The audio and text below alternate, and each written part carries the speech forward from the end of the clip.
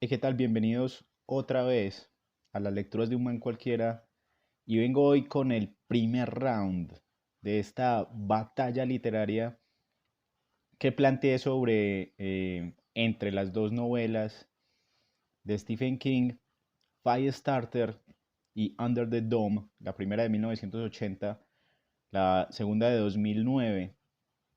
Y este primer round se va a centrar sobre todo en comparar los dos inicios de estas novelas y voy a hacer pues como una primera calificación inicial, sobre todo para ver eh,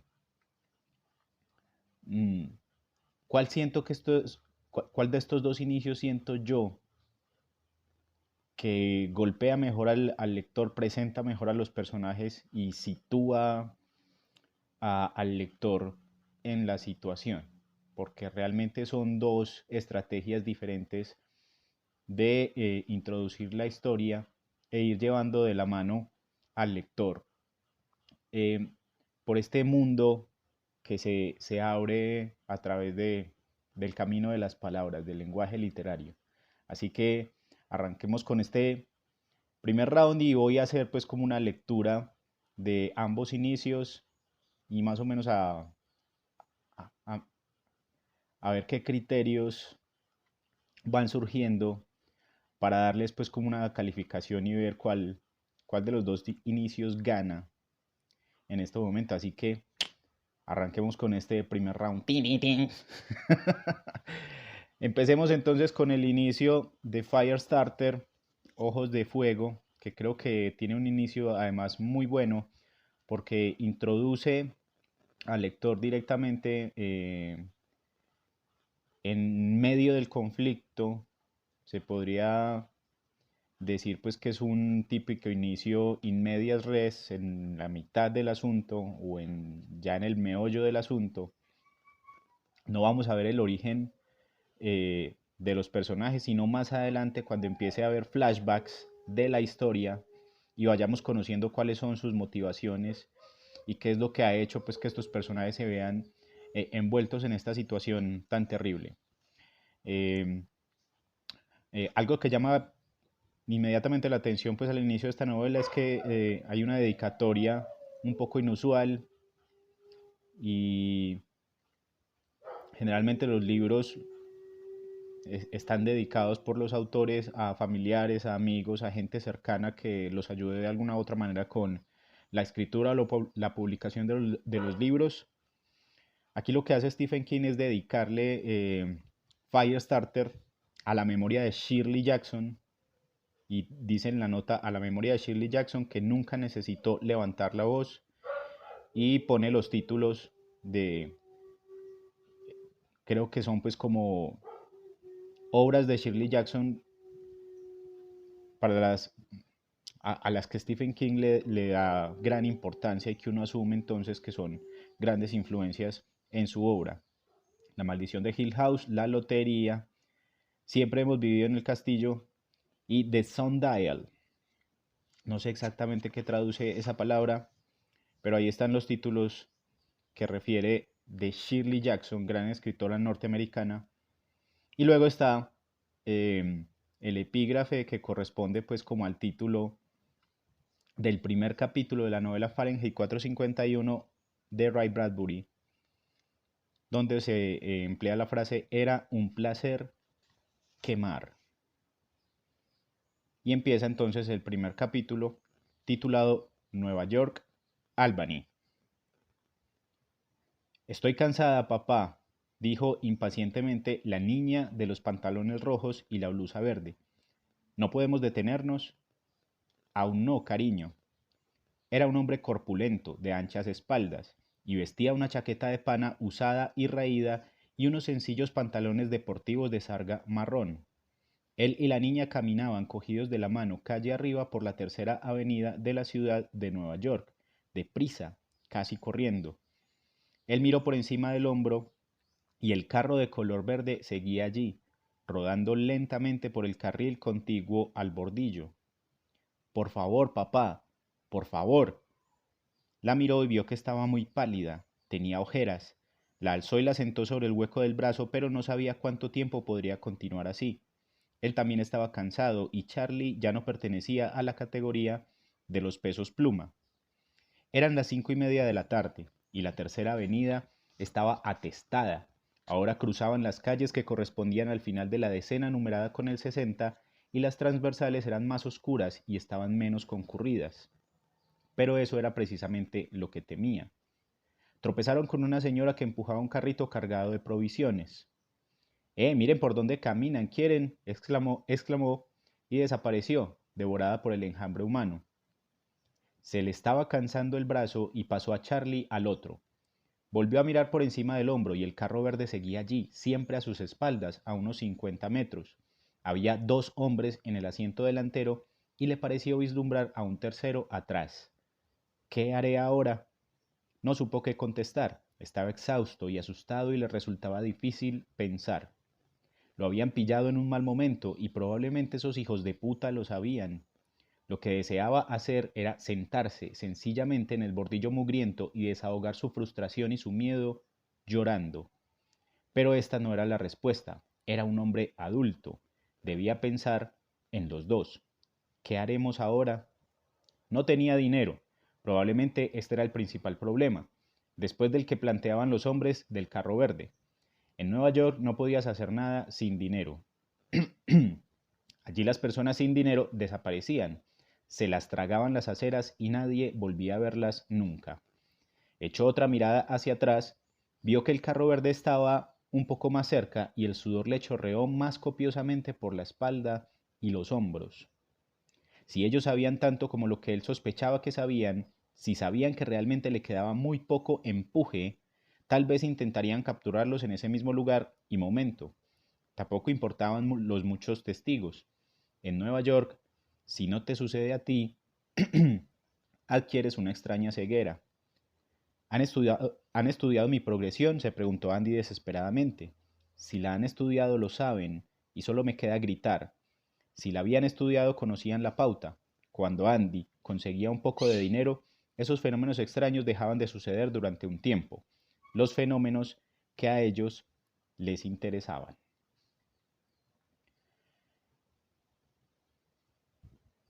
Este inicio es un poquito entonces más extenso, sigue y se desarrolla durante varias páginas y como acaban de ver, pues como que la tensión de esa persecución se va incrementando a medida que el cansancio, la frustración, los pensamientos, la desesperación que va sintiendo Andy McGee del miedo a ser atrapado porque pues sus perseguidores están muy cerca, eh, digamos que configuran una tensión inicial que resulta muy cautivadora, resulta muy atractiva para el lector que recién llega a esta novela sin saber de qué se trata y se encuentra con esa situación tensionante y quiere seguir porque es una escena de acción y de suspenso muy bien trabajada y donde vamos viendo pequeñas insinuaciones de por qué estos personajes están siendo perseguidos. Todavía no nos han dicho absolutamente nada sobre ninguno de los dos y en especial pues de la niña. Y uno entiende que podría ser pues como una situación mmm, como de las novelas de espionaje o alguna novela de crímenes donde un personaje, por haberse inmiscuido de pronto con personas equivocadas, termina huyendo para salvar su vida. Entonces es una situación en la que ya está metido el lector en el peligro, en la tensión de la situación, sin saber exactamente qué está ocurriendo, pero dándose cuenta de que la narración le va a ir tirando pistas poco a poco a medida que va avanzando. Y la situación se vuelve más tensionante porque luego pues en esa persecución van a intervenir cada vez más personas y vamos a ir viendo cuáles son eh, esas habilidades especiales eh, por las que están persiguiendo pues a estas personas, a Andy McGee y a su hija Charlie.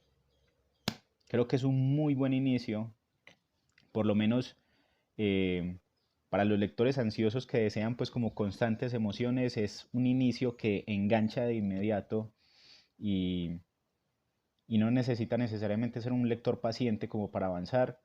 Se da cuenta el lector de inmediato que la acción está configurada para que siga y siga leyendo y se encuentre con cada vez más sorpresas. Y vamos ahora entonces con el inicio de Bajo el Domo, que me parece que también maneja elementos de tensión de una manera distinta, los dosifica de una manera diferente, va presentando también la situación general eh, directamente desde adentro. Ya el lector se va a ver metido dentro de la situación y también presenta pues a los personajes de otra forma, aunque no son necesariamente los personajes centrales. Aquí hay al inicio pues una dedicatoria muy distinta, ya no pues de carácter literario, hay efectivamente pues como una dedicatoria más común a las dedicatorias que uno suele encontrar en las novelas, una cosa pues más íntima, en recuerdo de Surendra Dayavi Patel, te echamos de menos, amigo mío. Ya toca es como averiguar un asunto de quién puede ser esa persona en la vida de Stephen King. Y el epígrafe ya no es tampoco pues tan literario, es un fragmento de una canción que va a tener mucha importancia dentro de lo que se quiere contar, de lo que empieza a ocurrir en este pueblo y de los bandos en que se va a dividir la situación. Es un fragmento de una canción de James McMurtry que dice: ¿a quién estás buscando? ¿Cómo se llamaba? Seguramente lo encontrarás en el partido de fútbol. Esta es una ciudad pequeña, ya sabes lo que quiero decir. Esta es una ciudad pequeña, hijo, y todos apoyamos al equipo. Adicionalmente hay un detalle de fina coquetería y que nos encanta mucho a los lectores pues, de cómics y de novelas de fantasía épica, donde generalmente aparece entonces un mapa del territorio donde va a ocurrir la historia, y en este caso pues tenemos un mapa de Chester's Mill con los letreros que corresponden pues como a los nombres de edificios, instituciones, puentes, emisoras, iglesias, hospitales, distintas casas de los personajes, las carreteras, los nombres de las carreteras, eh, los campos, los espacios abiertos eh, y puntos pues como de encuentro y de recreo que dan pues como una idea de qué es lo que va a quedar allí atrapado bajo ese domo. Y luego lo que hay, pues creo que ya había dicho en una parte, hay un listado de personajes, son muchísimos personajes, una novela bien gorda, pero a mí personalmente me parece pues que ese listado de personajes es innecesario y puede confundir a los lectores. Yo creo que entrando directamente en la novela y dándose cuenta de qué hacen los personajes, ya uno se da cuenta fácilmente cuál es la dinámica que se establece entre ellos. Y la novela empieza así. A 2000 pies de altura, donde Claudette Sanders disfrutaba de su clase de vuelo, la pequeña localidad de Chester's Mill relucía bajo la luz de la mañana como algo recién hecho y servido. Los carros avanzaban lentamente a lo largo de Main Street entre destellos de sol. El campanario de la iglesia de la congregación parecía lo bastante afilado para perforar el inmaculado cielo. El sol recorría la superficie del arroyo Prestil, mientras el Seneca 5 lo sobrevolaba, avioneta y agua cruzando la ciudad a lo largo del mismo curso diagonal. Chuck, me parece que veo a dos niños jugando al puente de la Paz, pescando. Se sentía tan feliz que se rió. Las clases de vuelo habían sido cortesía de su marido, que era primer concejal del pueblo. Pese a ser de la opinión que si Dios hubiese querido que el hombre volara, le habría dado alas, Andy era un hombre sumamente maleable y al final Claudette se había salido con la suya. Había disfrutado de la experiencia desde el primer momento, pero aquello no era mero disfrute, aquello era euforia. Ese día por primera vez había comprendido de verdad qué hacía que volar fuera algo tan extraordinario. ¿Qué lo hacía tan genial? Chuck Thompson, su instructor, movió la palanca con suavidad y después señaló el tablero de mandos. No lo dudo, dijo, pero hay que volar cara arriba, Cloudy, ¿ok? Perdón, no pasa nada. Llevaba años enseñando a volar y le gustaban los alumnos como Cloudy, esos que estaban ansiosos por aprender algo nuevo. A Andy Sanders eso podría costarle una fortuna dentro de poco. A su mujer le encantaba el Seneca y había expresado su deseo de tener uno igual que aquel, pero nuevo. Un aparato como ese debía de costar alrededor de $1.000.000. Aunque no era lo que se dice una consentida, no se podía negar que Claudie Saunders tenía unos gustos bastante caros que Andy, un hombre afortunado, parecía satisfacer sin problemas. A Chuck también le gustaban los días como ese, visibilidad ilimitada, nada de viento, condiciones perfectas para una clase. Aún así el Seneca se sacudió un poco cuando su alumna se pasó corrigiendo la posición. Cuidado, ten siempre en mente pensamientos alegres, ponte a 120, sigamos por la carretera 119 y desciende hasta 900. Eso hizo ella, dejando el Seneca una vez más en perfecto equilibrio. Chuck se relajó. Pasaron por encima de carros de ocasión Jim Rennie y luego dejaron atrás el pueblo. A ambos lados de la 119 había campos y árboles llenos de color. La sombra cruciforme del Seneca aceleraba sobre el asfalto. Un ala oscura rozó brevemente a una hormiga humana con una mochila a la espalda. La hormiga humana miró hacia arriba y saludó. Chuck le devolvió el saludo, aunque sabía que aquel tipo no podía verlo. Carajo, hace un día espléndido, exclamó Clody. Chuck se rió. Solo les quedaban 40 segundos de vida. Y bueno, este inicio, como pueden ver, pues es muy diferente. Aquí no tenemos pues como una situación de tensión precisamente por una persecución. Hay, digamos, una situación que puede ser tensionante pues porque estamos hablando de eh, una instrucción de vuelo. Es un personaje que está aprendiendo a manejar una avioneta. Eso puede dar susto pues a los que les tememos a las alturas, pero la situación en sí misma no es tensionante más allá del hecho de que es un aprendiz aprendiendo a volar, cometiendo ciertos errorcitos que tiene afortunadamente a su instructor al lado, como quien aprende a manejar un carro y le indica, ¿cierto?, qué debe corregir, qué cosas debe hacer, cómo debe pensar, cómo debe actuar. eh, para mantener pues el control del aparato de vuelo. Así que es una escena más calmada, aunque hay un grado de tensión pequeño, y los personajes se presentan entonces con agrado, nos presentan, digamos, una descripción del pueblo que daría la impresión de que se trata pues como de un lugar muy pacífico y agradable, donde los días son tranquilos y la gente mmm, digamos que está adaptada a un clima cálido, agradable, que tiene mucha amplitud y muchos espacios, de manera que no se vislumbra realmente ningún peligro, ¿cierto? Como si ocurre en Firestarter, sino que nos están pintando un día bonito en el que dos personas están viajando felizmente en una avioneta y todo a su alrededor está llevando pues como un curso normal. El único punto de tensión que creo que atrae a los lectores ansiosos también es ese anuncio de que se van a morir, ¿cierto? Y es el típico recurso del auto-spoiler que ya había explicado y que viene a ser usado aquí por Stephen King de una manera magistral, porque solo con esa frase final de solo les quedaban 40 segundos de vida, ya uno empieza a preocuparse y a temer por lo que les pueda pasar a los personajes. De manera que lo que en Firestarter se toma varias páginas para configurar un contexto de tensión y miedo, aquí lo logra con una sola frase después de pintar una escena cándida, pues, y bonita y cálida. En esa medida, entonces, son dos manejos muy distintos de la atención, son dos formas de presentar a los personajes muy diferentes, y a pesar pues de la coincidencia de que en ambos hay un personaje que se llama Andy, es bastante lógico que al Andy de Firestarter le vamos a tener más cariño porque tiene un papel mucho más protagónico, mientras que el Andy de acá más bien parece que está como sometido a los deseos de otros, como efectivamente se va a notar más adelante. Entonces, la cosa está reñida porque me gustan mucho realmente los dos inicios.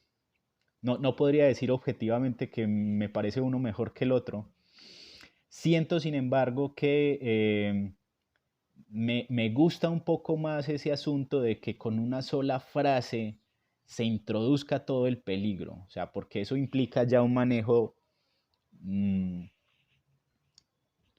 un manejo más inteligente de los recursos narrativos por parte de Stephen King. Eso es un logro máximo, bastante fuerte el que presenta Stephen King al plantear el peligro de la novela de esta manera. Así que si tengo que calificar de 1 a 5, la cosa queda muy empatada, creo yo.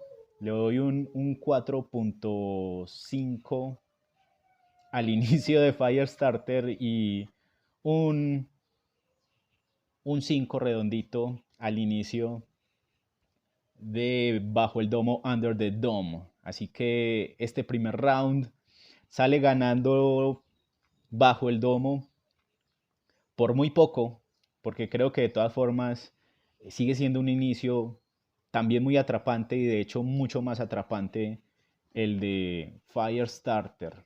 Solo que el recurso de Bajo el Domo me gusta más, no sé, por la manera en que una sola frase es el detonante del deseo de seguir leyendo. Juzguen ustedes, cuéntenme en los comentarios qué tal les parece estos inicios de novela, cuál inicio les parece mejor para que ustedes también con su calificación vayan estableciendo al posible ganador de esta batalla literaria que no sé pues cómo va a terminar. Vendré con nuevos capítulos a plantear otros puntos de comparación y seguiré aguantando frío un rato leyendo un poquito de una y luego un poquito de la otra. Así que les agradezco mucho la compañía, la atención, la lectura. Estaré esperando muy pacientemente sus comentarios, su odio si lo tienen o sus comparaciones o también sus sugerencias de futuras peleas entre el Old King y el New King aquí en las aventuras de un man cualquiera. Gracias por estar ahí. Sigan cuidándose bastante.